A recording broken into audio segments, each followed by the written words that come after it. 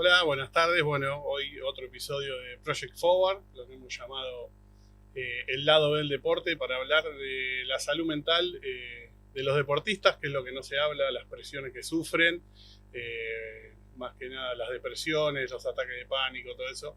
Y hoy trajimos un especialista en la medicina, el doctor Federico Torrengo, que es referente de la traumatología argentina.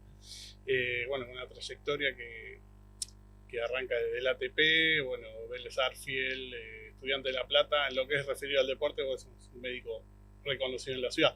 No sé si nos querés contar, Fede, buenas tardes, un poquito tu formación.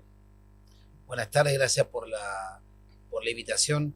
Sí, el vínculo mío con el deporte y ya desde lo médico tiene que ver con unir estas dos pasiones que tengo, que son el deporte y la medicina. Y bueno, creo que la medicina del deporte ha sido y es un gran desafío para profesionales que buscan cuidar la salud del deportista y mejorar su rendimiento.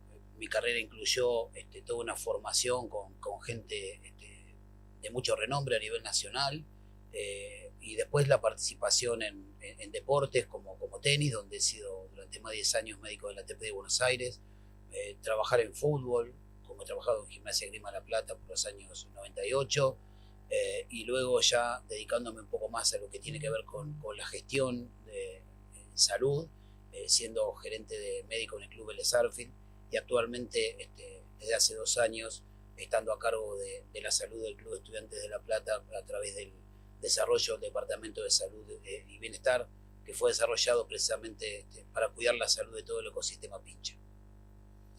Espectacular, bueno, me gusta que hayas llegado a la ciudad de La Plata, vos sos de acá. Bueno, estás en uno de los clubes más importantes de Argentina, por ponerlo en algún lugar.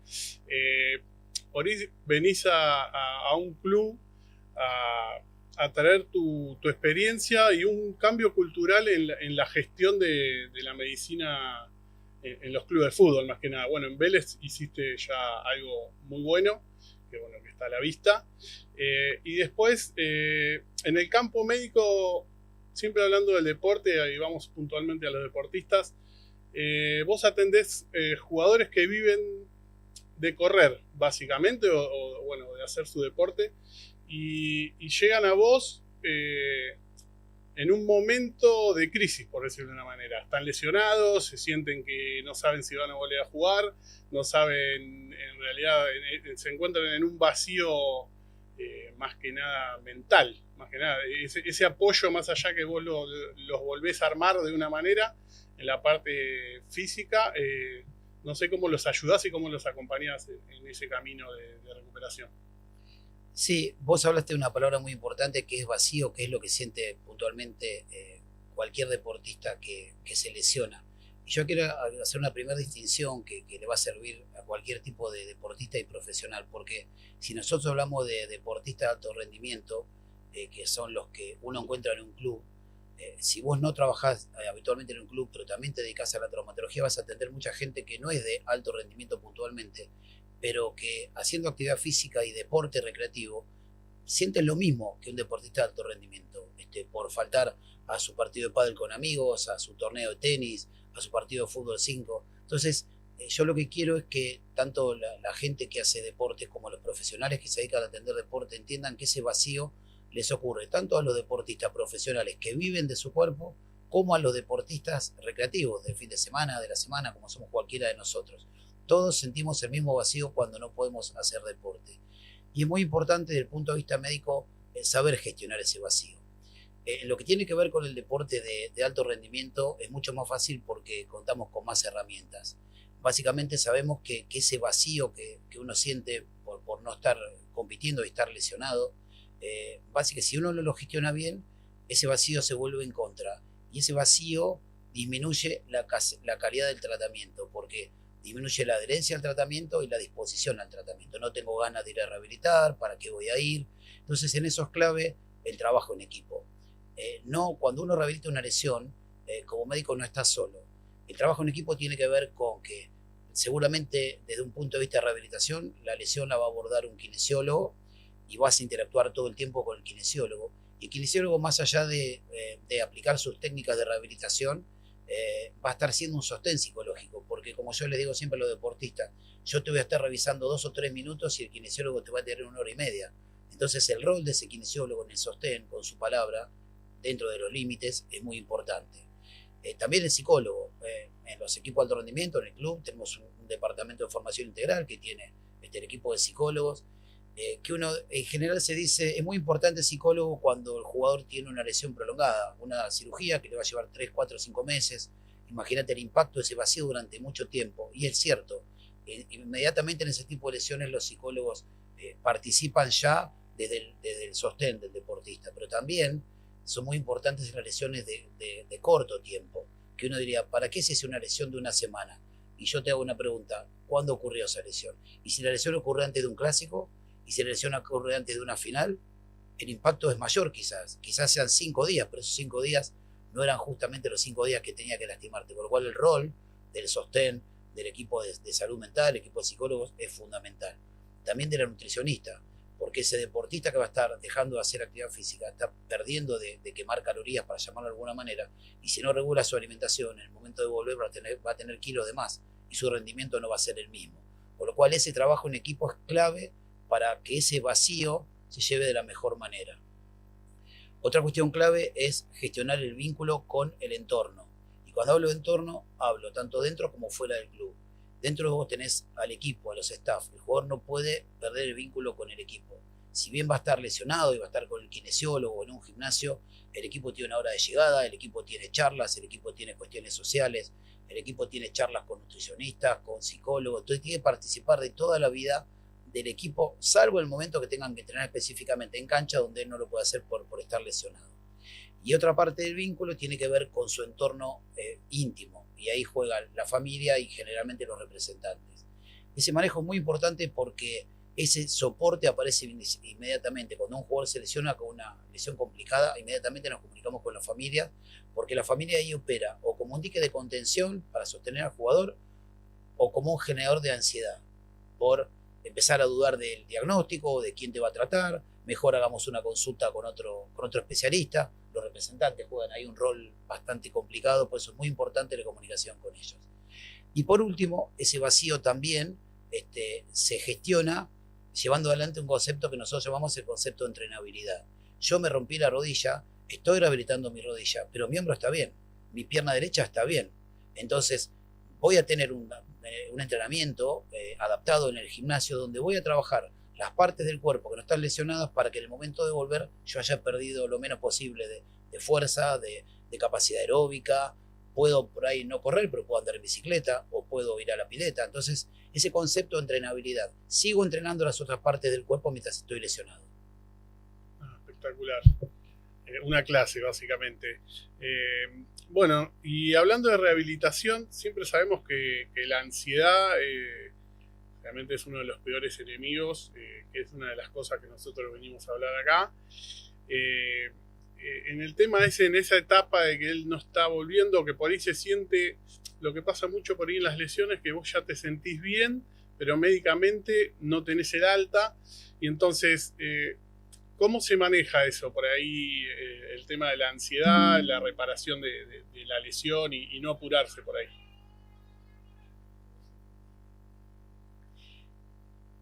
Bien, en cuanto a la ansiedad, hay que saber que la ansiedad es lo podemos llamar como un saboteador biológico, que va a alterar todo ese proceso de recuperación. Se altera lo que tiene que ver con los procesos inflamatorios, porque hay una liberación constante de algunos productos, como son las citoquinas proinflamatorias, que en lugar de tener un proceso de inflamación controlada, tienen un proceso de inflamación de bajo grado durante mucho tiempo, que prolonga los tiempos y altera los ciclos de curación. Se produce por la ansiedad un exceso de cortisol, que hace que se interfiera los tiempos de curación. Se produce también un nivel elevado de adrenalina, que altera el sistema inmunitario.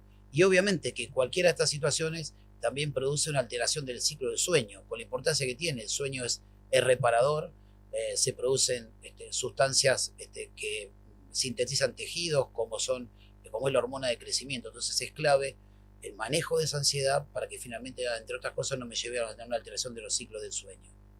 Espectacular.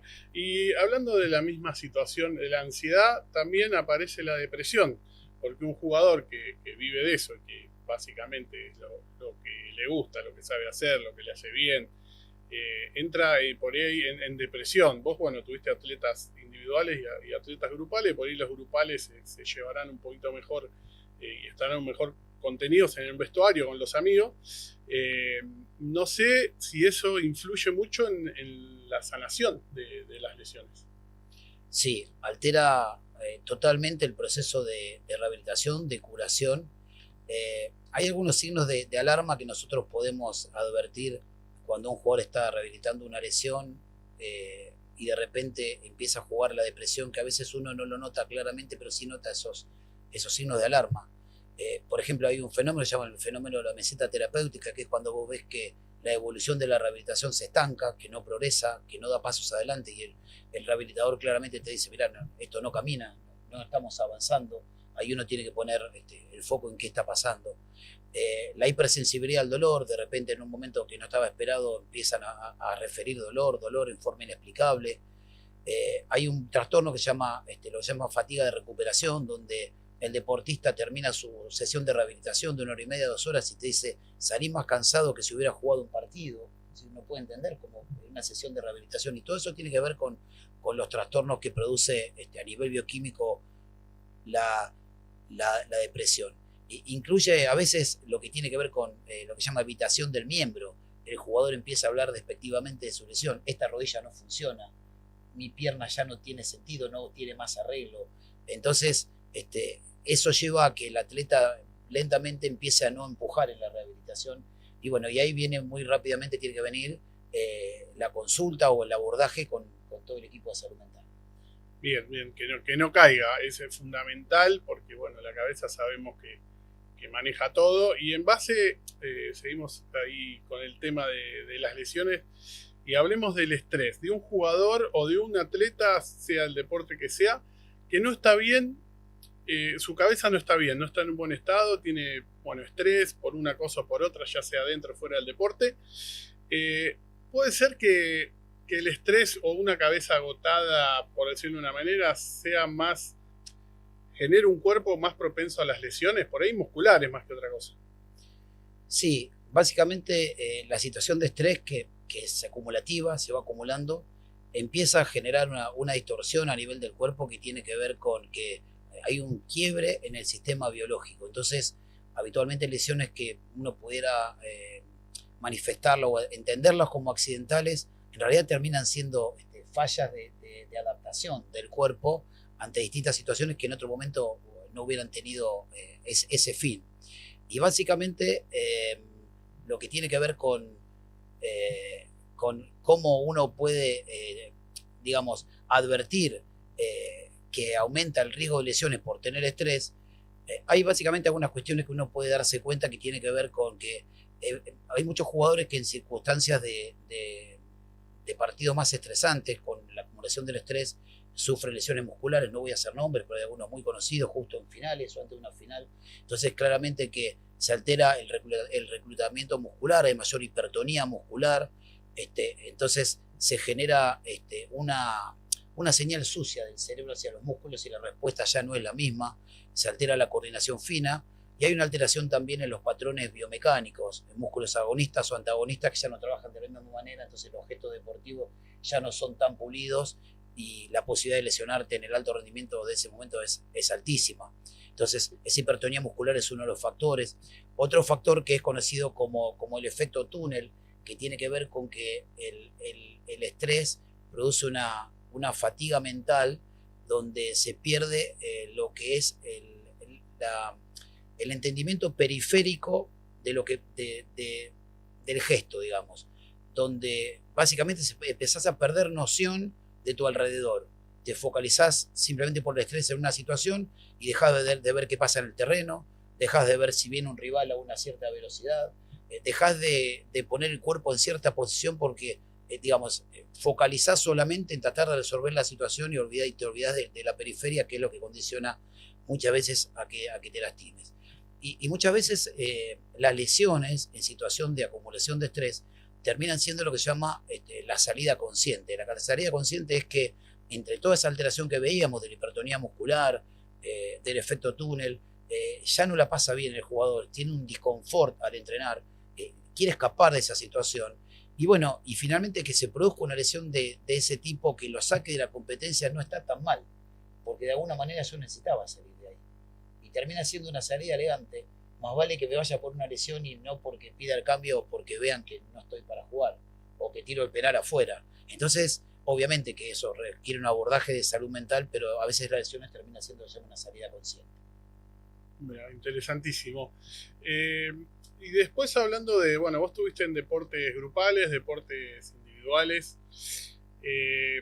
Por ahí hablar de un poquito del estado de ánimo del deportista lesionado, cómo toma la lesión, por ahí si la toma con mucha, bueno, hemos visto jugar una fortaleza mental impresionante. Siempre me acuerdo de Ibrahimovic cuando hablaba del COVID, como que lo enfrentaba, digo, vengan, y digo, bueno, es un jugador que yo veo que se lesiona y no lo va a llevar tan mal, no sé, cómo juega en la recuperación en la cabeza del deportista, el que está muy bien anímicamente y el que está muy mal. Juega y mucho, ahí hablamos de, básicamente, si uno pudiera definir un estado de esa persona que está lesionada y con ese vacío, uno podría decir, ¿es una persona feliz o es una persona triste? En general son personas que están tristes, nadie está feliz por no poder hacer su deporte, salvo que, como vos decías, tengas una estructura mental que pueda soportar ese momento y que uno diga, mira, está bien a pesar de estar lesionado. El estado anímico actúa como un ecualizador que sube o baja el volumen de las señales de dolor que recibe el sistema nervioso central. Un jugador feliz tiene lo que se llama una analgesia endógena porque en ese estado de ánimo positivo, esa confianza, esa motivación, actúan lo que es el sistema opioide con liberación de neurotransmisores como la dopamina, endorfinas, que actúan como analgésicos naturales, básicamente. Entonces, eso hace que siempre se dice que las personas con mejor estado de ánimo tienen, por eso mismo, un umbral de dolor más alto, tolera más rápido el dolor. El dolor no los frustra, el dolor no los tira abajo porque tienen mayor tolerancia al dolor. En cambio, el jugador con problemas emocionales hace que el cerebro, en esa situación de estrés crónico, de tristeza, de soledad, esté en un estado permanente de alarma, de amenaza, de hipervigilancia, con lo cual eso hace que haya bajos niveles de otras sustancias como la serotonina, por ejemplo, lo cual eso altera la modulación de los productos que el cuerpo forma para el dolor, entonces la posibilidad de tolerar el dolor es mucho menor.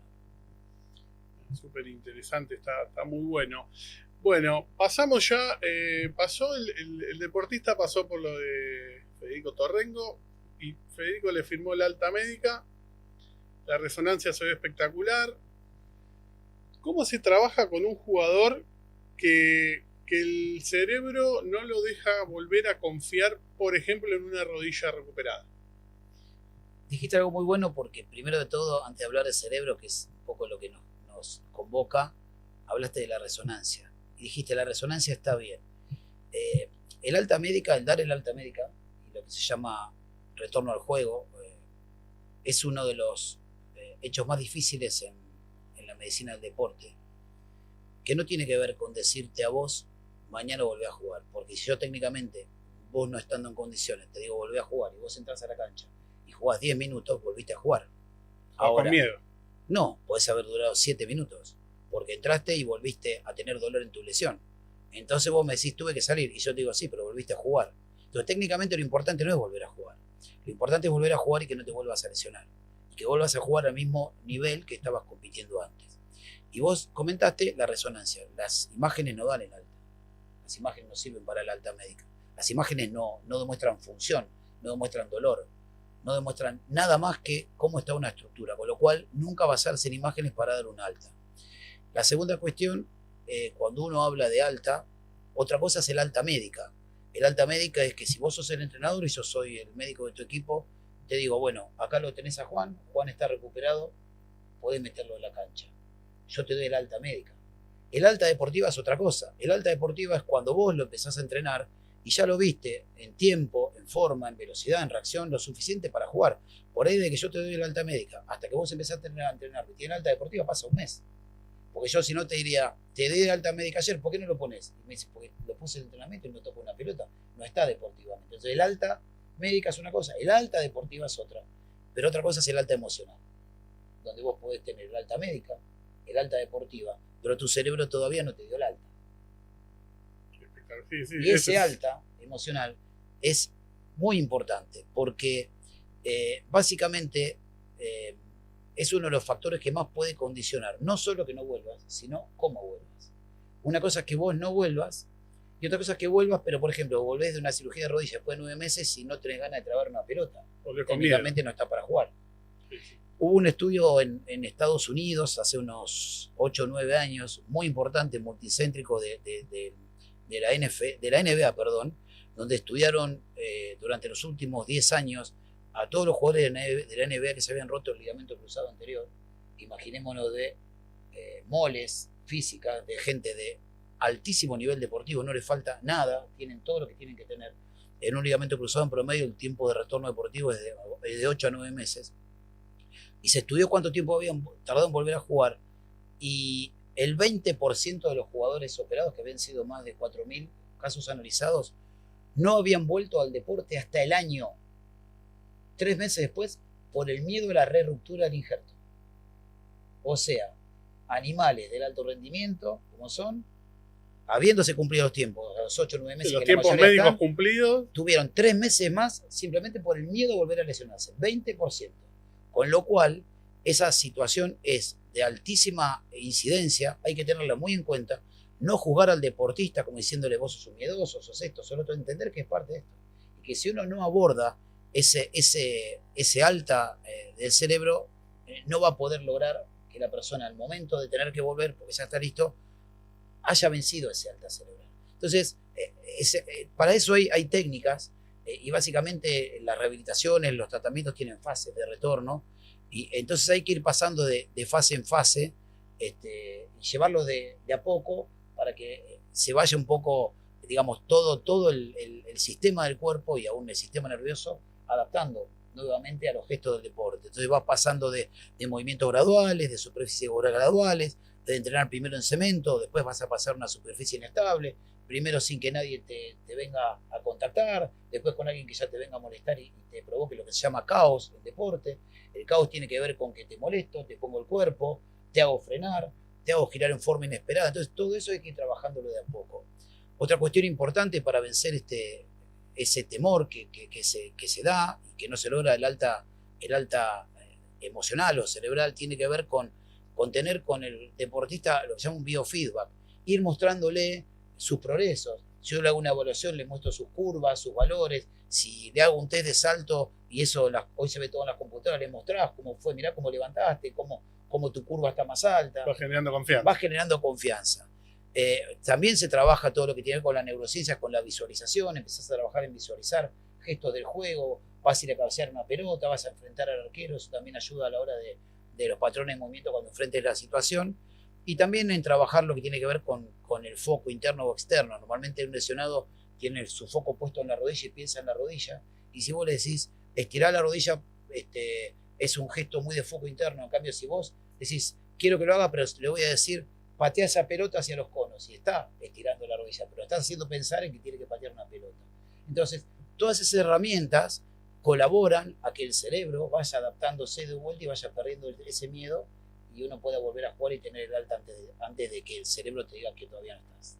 Fede, buenísimo esto que decís, lo que nosotros denominamos acá en Project Forward como la máscara de hierro, que es donde los deportistas de alto rendimiento siempre tienen que mostrar una postura de que son invencibles, de que por ahí pedir una ayuda profesional a un coach deportivo o a un psicólogo deportivo es un signo de debilidad ante sus compañeros.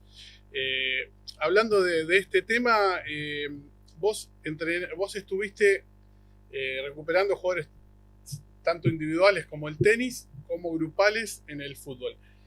¿Qué diferencia ves vos entre la presión de cada uno en su deporte, más allá de las lesiones, cómo ellos se presionan individualmente. Si, yo creo que el tenista se castiga mucho más que el futbolista, pero bueno, no sé si vos por ahí viste alguna diferencia estando ahí. Sí, igualmente está perfecta la pregunta. Podemos salir del tenista y del futbolista para hablar de deportistas individuales y de equipo. Perfecto. Porque lo mismo en un tenista podría llevarlo a un arte marciales, a un luchador, a un corredor. Un corredor que está lleno por todos lados, y a cualquier jugador de equipo, rugby, fútbol, vóley, handball. En realidad hay una diferencia muy grande porque si vamos ahora sí focalizando, por ejemplo, en el alto rendimiento y en el tenista, el hecho de estar solo no es lo mismo que estar insertado en un grupo. Los tenistas en realidad tienen una responsabilidad enorme porque ellos son su propia empresa. Ellos si ganan plata si juegan, sí. Tienen ranking si juegan y pueden mantener a su equipo de entrenador, de oficio, hablamos del sistema si de juegan ranking, y ganan plata. El sistema de Entonces, ranking por un lado, tiene una presión enorme porque ellos son su propia pyme. En cambio, en el fútbol, no solo tienen en general un contrato que por más que esté lesionado se lo siguen pagando, por lo cual es una diferencia económicamente no es un problema, salvo que se prolongue. Y además existen las diferencias en la contención del grupo. El jugador de tenis se lesiona y va con su fisio y son dos personas y va a un lugar de rehabilitación y demás. Y el jugador de fútbol va con su equipo. Si bien va con el kinesiólogo, tiene toda la cuestión de contención social deportiva que da el equipo. Con lo cual son dos cuestiones diferentes. Una es una persona que vive en comunidad y la otra es una persona que vive más en aislamiento. Y ahí impacta directamente en mayor posibilidad de depresión y de ansiedad, como hablábamos hoy, o mayor chance de, entre comillas, felicidad, ¿no? En realidad es mucho más duro para el deportista individual estar lesionado que para un deportista colectivo. Y por otra parte también existe algo muy importante en el momento del retorno deportivo, porque un jugador de fútbol que está integrado en un equipo puede ir volviendo a poco. Vos sos entrenador y me podés hacer poner los últimos 15 minutos, me podés poner 10 minutos y voy de a poco adaptándome. En cambio, el tenista, hasta que no esté 100% no puede jugar. Entonces es mucho más duro en el deporte individual lo que es el retorno, porque solo depende de vos, no hay nada que te soporte y que te acompañe para que la pases mejor. Muy bueno. Realmente sí, eso es verdad. El deportista individual es otro mundo totalmente distinto. Y después estuvimos hablando mucho de los representantes, de la familia, por ahí el deportista que se siente que es un sostén económico. ¿Cómo se labura el deportista que dice que está bien, pero vos sabés que no? O sea, que intenta darse una alta prematura, por decir de una manera. Vos como director de salud, por ahí tenés que saber interpretar eso, que no es muy fácil. Es así como hoy te hablaba de que lo más difícil es dar el retorno deportivo. El retorno deportivo depende de esto, ¿no? De cuándo estoy. Y ahí se establece lo que nosotros los profesionales de la salud estamos en el medio de lo que se llama una guerra de tiempos, donde una cosa es el tiempo biológico que va a requerir mi lesión para curarse, y otra cosa es el tiempo que la actividad demanda, el tiempo o mi entorno, porque mi entrenador quiere que juegue antes, mi representante también, mi mamá también. Entonces una cosa es el tiempo biológico, que debe ser innegociable porque el tiempo biológico no lo podemos alterar. Un tiempo biológico característico de la vida de un ser humano es, por ejemplo, el desarrollo de un bebé en la panza de la madre. Dura 9 meses. La medicina no lo puede alterar ese tiempo biológico. La maduración se puede hacer 9 meses. Y esos mismos tiempos biológicos existen para todos los procesos de reparación. De una fractura, de una ligamentización de un ligamento operado, de un desgarro muscular. Tienen tiempos biológicos que no lo podemos alterar. Cada estructura tiene un tiempo diferente, 4 a 6 semanas, un ligamento cruzado 8 o 9 meses, un embarazo 9 meses. La medicina todavía no consiguió alterar los tiempos biológicos. Sin embargo, el entorno quiere que uno altere sus tiempos biológicos para jugar antes. ¿Y cuál es el resultado? El resultado es que ese alta deportiva, vos no tengas la autoridad suficiente para defender al jugador, no tu posición, al jugador, para que todavía decirles no está para jugar. Es un hecho de muchísimo conflicto, que inclusive cuesta a veces el puesto a médicos en clubes, porque el entorno supera su capacidad de sostén, sí, otros intereses que te llevan puesto. Entonces, realmente es un hecho muy importante. Yo siempre digo que acá la clave es trabajar sobre el deportista y poder explicarle que lo más importante no es que vuelva, sino que cuando vuelva no vuelva a tu consultorio. Hay lesiones que tienen un porcentaje de recidiva del 30%. La lesión más común del deporte son las lesiones musculares. La mitad son las lesiones musculares. Y dentro de las lesiones musculares, que son los desgarros, para hablar típicamente, la mitad de los desgarros son de los isquiotibiales, los músculos posteriores, que uno ve en el fútbol, que va corriendo, se agarra atrás, se desgarró. De esas lesiones de los isquiotibiales, que son las más frecuentes del deporte, el 30% de ellas, cuando vuelven, se rompen. Entonces, si vos no tenés en claro cuándo hacerlo volver, la vas a pasar mal. Sí, el desgarro aparte de eso. Porque además, desde el punto de vista médico, cuando vos haces volver a un jugador y se lastima, las cámaras de televisión enseguida te enfocan a vos y todos se dan vuelta y te miran a vos, como diciendo, sí, la culpa es tuya. Entonces es muy importante hacer respetar los tiempos biológicos. Y por otra parte, creo que acá lo más importante de esto es la educación. Y en la educación tiene que ver con cómo vos educás a tu entorno. Si yo voy a ser médico del equipo, tengo que hacerte entender a vos cuánto llevo músculo y por qué, cuánto tarda el ligamento cruzado y por qué, porque vos sos el que va a entender eso y no me vas a presionar después. Entonces, esa educación es muy importante. Y otra es no dar tiempos. Porque si bien todas las lesiones tienen un tiempo determinado, en medicina 2 más 2 no es 4. Entonces, lo más importante no es decirle a un jugador de un ligamento cruzado, vas a volver a los 8 o 9 meses. Es darle lo que se llaman hitos funcionales. Vas a volver a correr cuando tengas tanta fuerza. Vas a saltar cuando ya hayas corrido tanto. Vas a jugar al fútbol cuando después ya hayas saltado, corrido, frenado. Entonces, cuando uno va cumpliendo pautas funcionales, va diciendo, cuando hagas esto, puedes hacer lo otro. Hasta que en un momento estás con la pelota a los pies. Espectacular. Sí, eso también, bueno, debe ser muy difícil manejar deportistas que bueno, viven de eso y les gusta hacer eso y les agarra por ahí la ansiedad de querer volver y no se dan cuenta. Por ahí se sienten bien, pero no están sanados un 100%. Volviendo a tu trabajo, que es el traumatólogo, que siempre históricamente el traumatólogo vas cuando te rompiste, te arregló, no lo ves más. Yo lo que veo es que por ahí mutó bastante el rol y está bueno esto que se empiece a encontrar con médicos que tengan mucha más empatía con su paciente que antes. No sé qué opinas vos de eso. Bueno, es clave. La relación médico-paciente, y también en el deporte es igual, se basa en la confianza. Y la confianza solo se logra siendo empático, entendiendo qué le pasa a la persona y poniendo todo tu saber para poder ayudarlo a pasar ese proceso, que es un proceso de temores, de vacío, de trastornos de su salud, no solo musculoesquelética, sino mental, como hablábamos hoy. Si no sos empático, si no te pones en ese lugar, si no lo acompañás permanentemente, si no lo vas acompañando en la fase de rehabilitación, si no le vas gestionando el dolor, si no te vas comunicando bien con él y de una manera acertada, no solo con él, sino con el entorno, es muy difícil tratar una lesión. Hoy no existe tratar una lesión. Nosotros no tratamos un jugador que se rompió una rodilla. Nosotros tratamos un deportista que por esa lesión de rodilla no está pudiendo jugar, con todo lo que eso acarrea. Entonces, el ser empático es, además con las familias, que son los que, como hoy te comentaba, muchas veces son los que hacen el dique de soporte de la ansiedad, o te juegan en contra y empiezan a aparecer otros profesionales opinando porque hicieron 25 consultas solo porque no confiaban en vos, o vos no lograste darle esa confianza.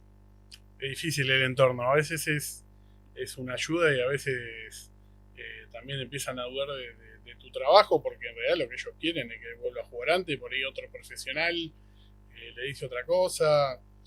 Debe ser, es un mundo eso.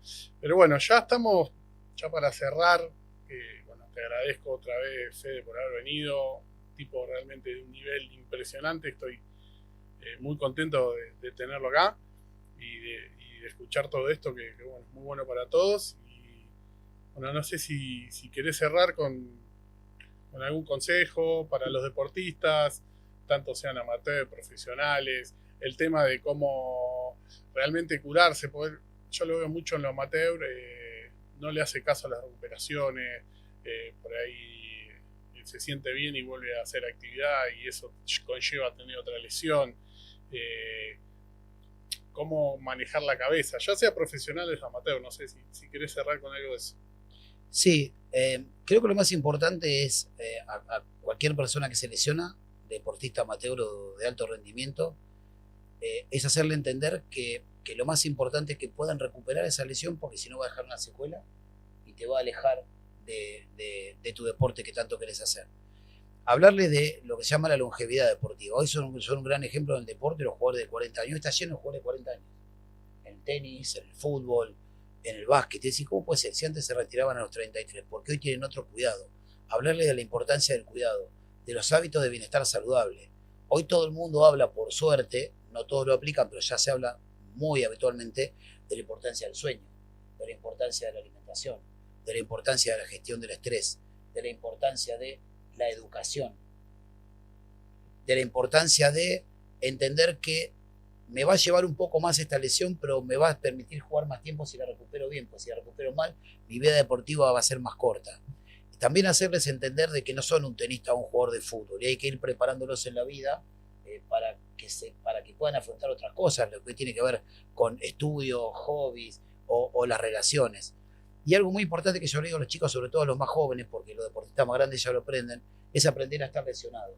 Porque cuando en divisiones juveniles, con 14 y 15 años, tienen su primera lesión y sufren ese vacío, esa ansiedad y ese estrés, y vos lo tenés tratándose con todos los problemas que tratamos hoy, vos le decís, mira, tiene incertidumbre porque no sabían lo que era estar lesionado. Y vos le explicas, mira, el entrenador te enseña a hacer una jugada estratégica, táctica, a una pelota parada, te enseñan a atacar, a defender, pero nadie te enseña a estar lesionado. Y estar lesionado lo aprendés cursando la lesión. Lesionado, entonces, literal. Da bolilla en la primera lesión, te vamos a acompañar, porque en realidad la mayor parte de ese aprendizaje se produce al final de la carrera. Y los jugadores grandes te dicen, si yo cuando fui chico hubiera cuidado esa lesión, hoy no tendría este problema. No había repercusión. Entonces es muy importante lo que se llama la aceptación de esa lesión. Después entender que en el deporte la palabra dolor es muy frecuente. Una cosa es dolor y otra cosa es daño. Muchas veces tenemos dolores y decimos, tu cuerpo se está quejando pero no se rompió. Y nosotros ahí sí podemos investigar qué está pasando para prevenir. Hay un dicho muy, muy importante del deporte que es, el dolor es inevitable, pero el sufrimiento es opcional. Si vos le preguntás a mucha gente que está corriendo una maratón si le duele, te levanta la mano a la mitad. Sí, se bajan todo. Pero yo sigo. Voy a tratar de sobrepasar esto y llevarlo adelante. Y sobre todo entender que tanto la red de apoyo, el psicólogo no es mala palabra, la familia tiene que estar presente y adquirir hábitos de bienestar para tener una longevidad deportiva son fundamentales. Bueno, Coto, ya te digo Coto porque ya la gente te conoce así también. Nada, te agradezco que hayas venido.